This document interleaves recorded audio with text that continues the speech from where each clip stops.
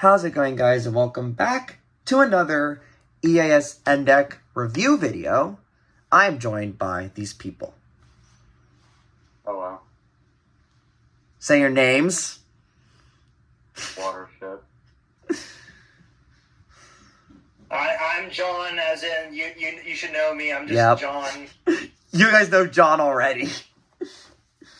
It's a long story. I think this is my first time being on the channel, so hi. Yeah, I think it is, or anyway. Yeah. And also, we're along with Kanawha County WX. I guess I'm Kanawha County WX. Moving on. Yeah, alright. So, it's been a while since I've done a video like this, but here we are. As you guys may know, I have two Sage 1822 Endecs, but today, one of them will be going away, because it is going to be replaced with this bad boy over here, which I finally got my hands on. This is the Sage Digital Endec 3644. That's the model name of the Endec. And I actually got this off of eBay for $500, which again is a steal for like this. The only issue is that it does not have the latest rev updates, so I have to purchase those separately. But you know, $500 even for this, I think it's a steal of a price. Plus about, I'd say... Like 400 maybe? 350 or 400 Yeah. for the Rev 95 and Rev 96 combined. This is probably another 400. Rev 95 is... Rev 96 was like $150. So yeah. you gotta like figure that one out. Yeah, so yeah, well, yeah, but in addition to that, it'll be like around 400 for the rev updates, which I actually don't think is that bad at all, actually, especially for 500 for this. So, yeah. Someone here... First looks. If someone here in the comments is saying, "Oh, but you can just go to Rev 96," you can't. No, yeah, I'm fine. No. No. No, you can't. No, you have to do 95 first and then 96. So it's like you have to get 95 in order to get 96, which is the annoying part, but it is whatever. So, as you guys can see, I just bought my first Endec like 2 days ago. yeah, so. yeah, you got the gray box, which is one of the units that I already have. Yeah, this is very all new to me, so I'm just, just here about it. Yeah, I know that the thing is I wanted to wait to get a digital because I did not feel like I was ready at the time that I heard like, oh, they seem cool, but no, like a lot goes behind having one of these, and I just felt like now I feel ready to actually have one. So as you can see, it looks a lot different compared to the Sage 1822. Like the buttons are black, they're not gray, and like all like the different buttons for the incoming alert, outgoing, attention, automatic, they're on this. They go this way instead of going this way like on the gray box, and it's also like a lot smaller too. Like the lights and everything are like a lot smaller as well. And then if you look to the back, which I will switch this over so you guys can see the back, there's a lot more components on this compared to what the gray box has. Like there's an LAN port, there's two USB ports, and then there's those can only be used for external printers. You can't use them to store alerts because everything's stored on the web server, right, which we can go into detail a little bit later. On top of that, you probably won't use this, Antonio, but if you look, there are two digital input ports there. There's an input and an output. Yes. And notice how there are only one of each, as in one input and one output, compared to the two inputs and outputs from XLR. Yes. Digital audio is a lot better. Oh, good Lord, that is an absolute not good thing. I just saw in my Sterling chat. Oh, dear God. Oh, good grief. 6 to 8 inches of flowing water on the 28 Speedway, as I like to call it. That's not good. South of West. Oh my God, they shut down the Speedway. Oh my God, no more Mustangs going 120. Jeez. Antonio knows that joke. Yep. Yep. All right. Okay. So you were talking about like the digital audio, how like that's better than like the main audio and like main alert out. You were talking about that.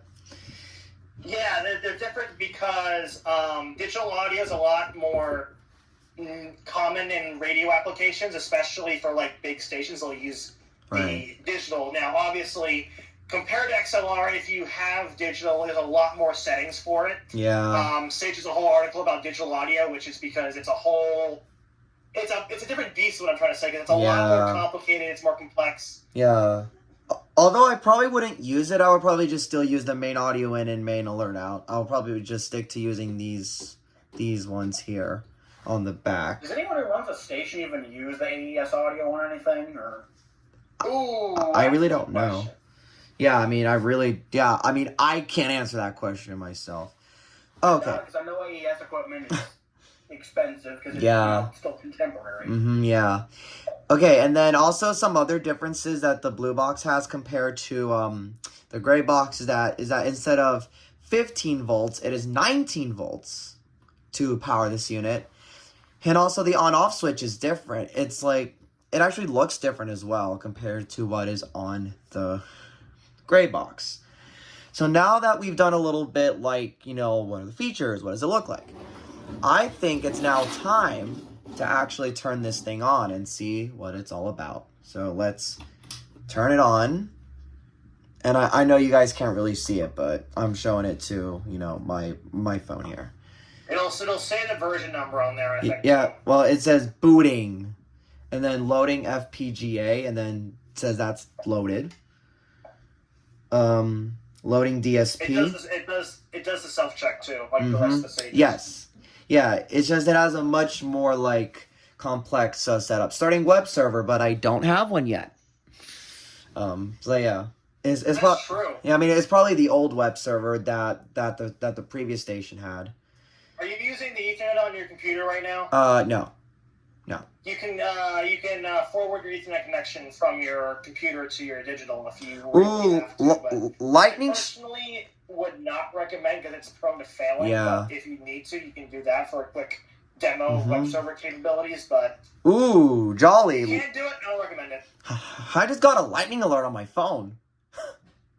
Whoops! I've got like 70 of them today, so I'm gonna scoreboard you right now. But yeah.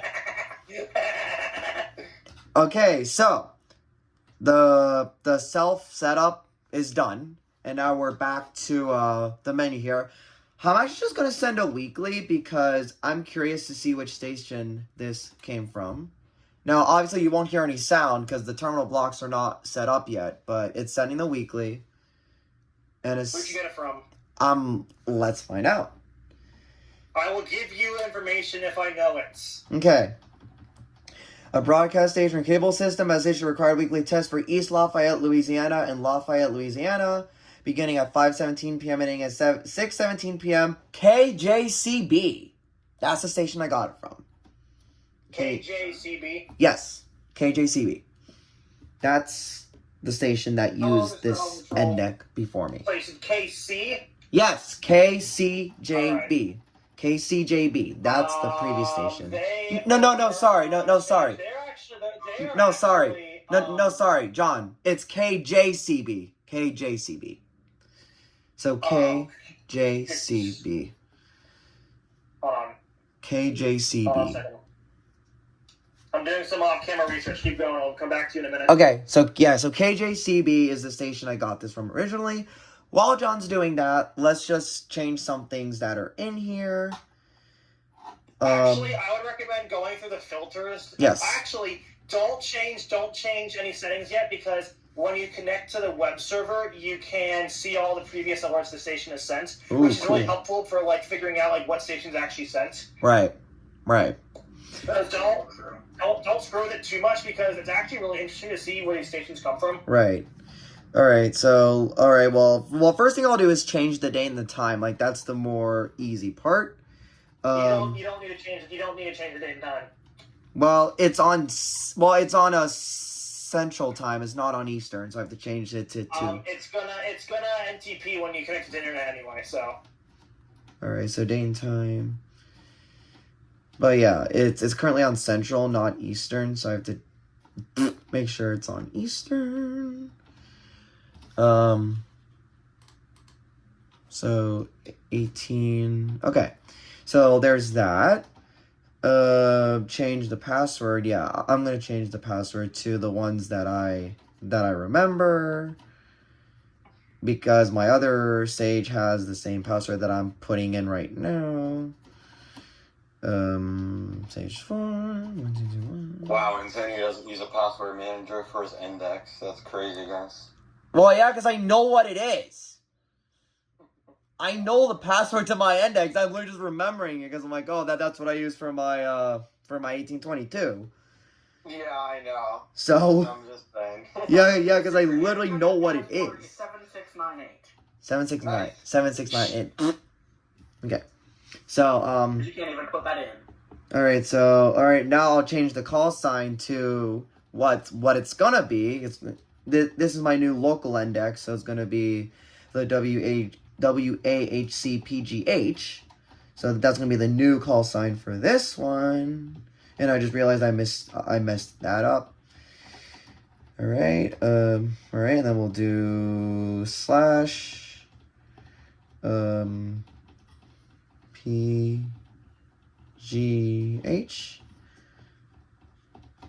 Done. All right, and then let's see. Yeah, I mean, some of these other things I'll do off camera. I'm just doing the basic ones on camera right now.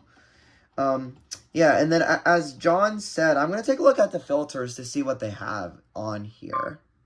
So they have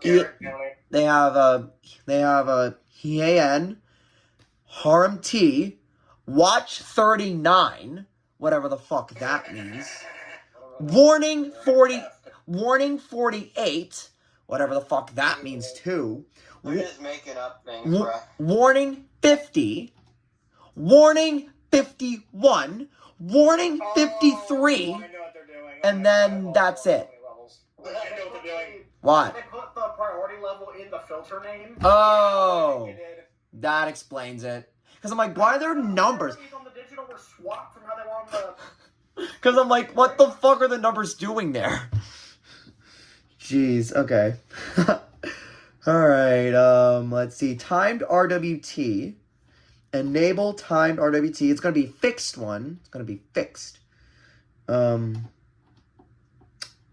going to edit. Timed RWT is not enabled. Well, I thought I just enabled it. Oh. Antonio, I would highly recommend doing this once you get it connected to Okay. the internet. All right, so cool. You don't have to do all this suffering. All right, cool.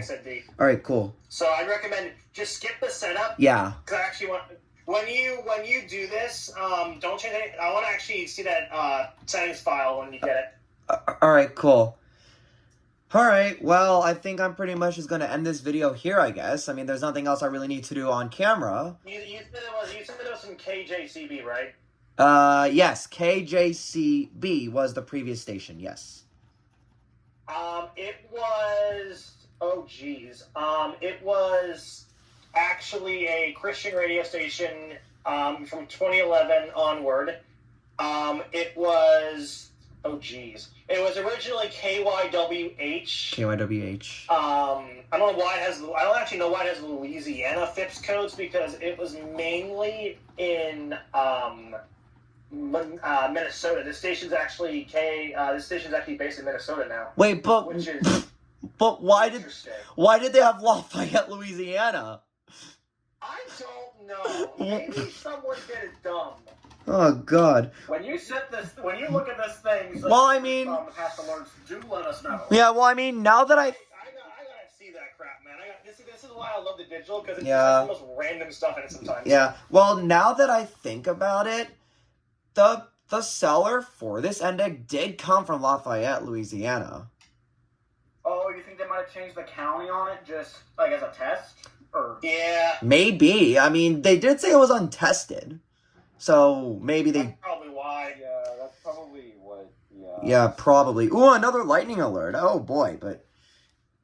Well, anyway, I am I mean, I found a couple of old CRS alerts on my dad's deck. Dang. Out of California, and then a bunch of cap audio, including 2 national tests. Dang! Wow.